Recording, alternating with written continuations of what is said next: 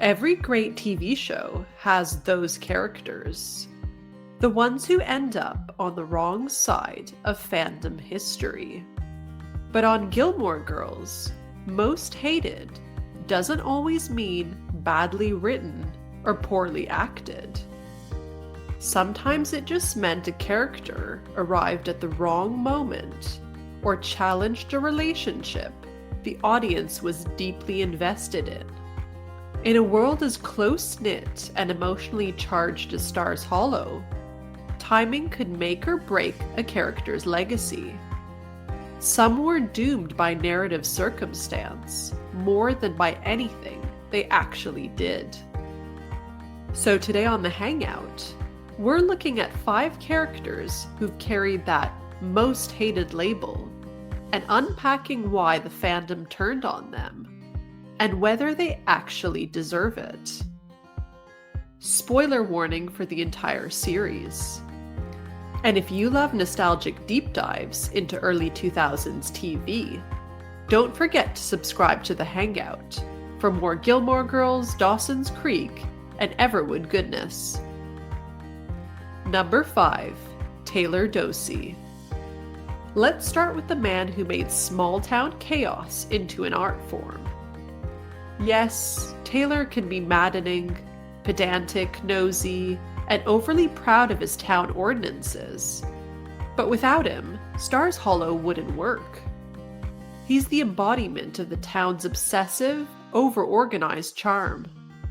He's the guy who makes sure there's a 24-hour dance marathon, a winter carnival, a basket option, and 12 committee meetings about each. Taylor is the personification of that small-town personality who drives everyone crazy, but also makes the town feel alive. He's like the connective tissue that holds the chaos together. Yes, he's overbearing, but he's also one of the show's purest comic forces. His feuds with Luke, his moral panics about trivial things, even his well-meaning self-importance, all of it adds to the show's rhythm and texture. Fans may groan when he walks into a scene, but deep down, Taylor is essential. He's Stars Hollow at its most ridiculous and most endearing. Number 4, Lindsay Lister. Lindsay is a perfect example of a narrative scapegoat. When she married Dean, she wasn't written to be complex. She was written to symbolize domesticity, the safe choice that Rory, and us as the audience, were supposed to reject. But here's the thing, Lindsay didn't do anything wrong. She wanted stability, affection, and a future. All the things Dean had claimed to want too. The reason fans turned on her wasn't because she was terrible. It's because her existence forced Rory and Dean's unresolved tension into the open, and that made everyone uncomfortable. Lindsay was collateral damage in the show's ongoing obsession with first loves. Number 3, April Nardini. Ah, April. The moment she walked into Luke's diner with that science fair project, a significant portion of the fandom sighed. Not because of her, but because of what she interrupted. By the end of season 5, Luke and Lorelai finally seemed destined for their long-awaited happiness.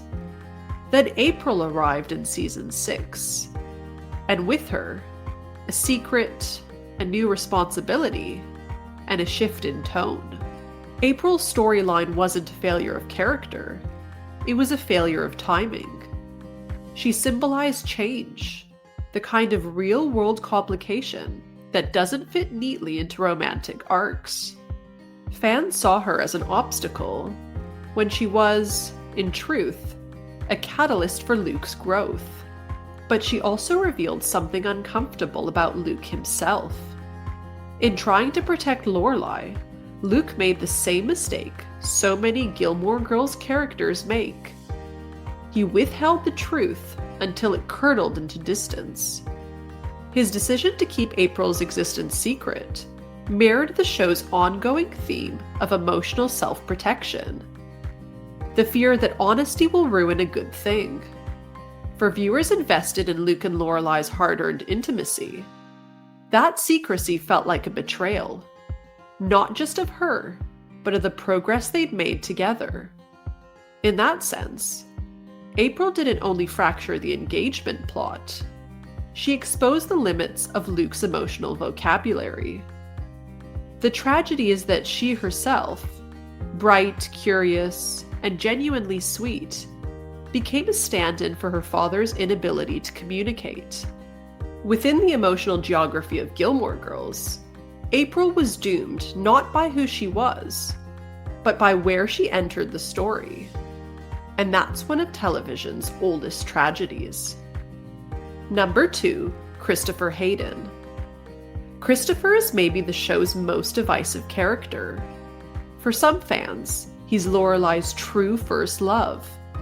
The boy who understood her before she became a mother, business owner, and small-town icon. For others, he's the man who never grew up, forever popping in to derail Lorelai's happiness just when she was finding balance. The truth probably lies somewhere in between. Christopher isn't malicious.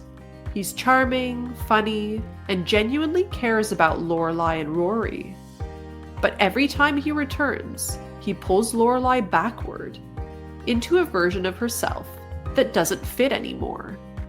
His dynamic with Lorelai is cyclical. Passionate reconnection, followed by disappointment and retreat. It's not cruelty, it's emotional immaturity. The hate for Christopher often comes from exhaustion. Fans watch Lorelai spend years growing, finding independence, and building a healthy foundation with Luke, only to see that progress momentarily erased when Christopher re-entered the picture. He's essentially the human version of the reset button. Every time he shows up, the show revisits old wounds. So fans didn't just hate Christopher because of who he was. They hated him for what he represented. The narrative step backward. Number 1, Anna Nardini.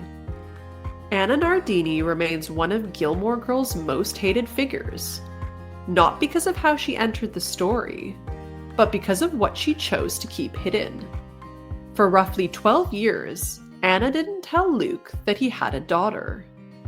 And why she made that decision has been the subject of endless debate among fans.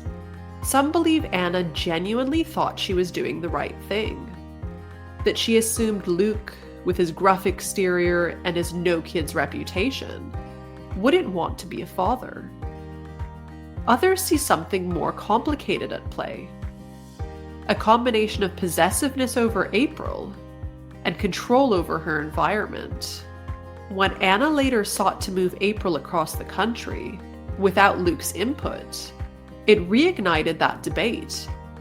Was she prioritizing stability or repeating old patterns of exclusion? Anna's story underscores a recurring Gilmore Girls theme: how autonomy and control often blur in the pursuit of love. She wasn't written as a villain, but as a flawed parent navigating impossible emotional terrain. One who, like so many in this world, just didn't trust easily. Every so-called hated character in Gilmore Girls reveals something deeper about how audiences engage with the story. We don't just react to who a character is, we react to what they interrupt. Taylor, Lindsay, April, Christopher, and Anna each disrupted the comfortable rhythms of Stars Hollow. They challenged relationships, tested loyalties, and exposed the fragile boundaries between personal growth and communal expectation. And maybe that's the real reason the show endures. Its villains were rarely true antagonists. They were simply inconvenient truths walking into a world built on comfort. If you enjoyed this deep dive, don't forget to subscribe to the Hangout for more explorations of the shows that defined the early 2000s. From Dawson's Creek and Everwood to the hidden gems that shaped a generation of storytelling. And hey, huge thank you for helping me reach 100 subscribers. I'm so grateful to be building this community with fellow lovers of early 2000s TV. And before we go, I want to hear from you. Who's your least favorite Gilmore Girls character? Or the one you secretly love to defend? Drop it in the comments. I'm so curious to see if anyone stands up for Taylor, or even for April. Here's to the characters we love, the ones we resist, and the ones who never really stood a chance.